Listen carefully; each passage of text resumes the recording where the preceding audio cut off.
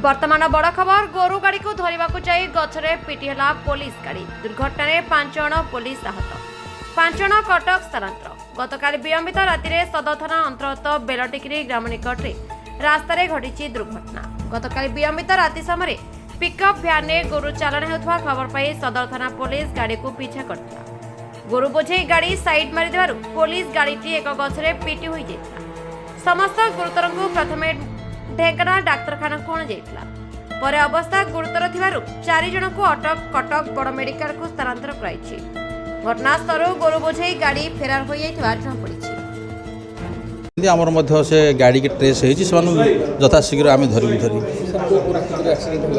सी आमर गोरु गाड़ी जाऊे गोड़े गोड़े से गाड़ी धक्का देती आमर गाड़ी की धक्का दे इंटेंशनाली मार बोली चेष्टा करता जहा भगवान सेठू निवृत्त कर धरबू आम निश्चय से आस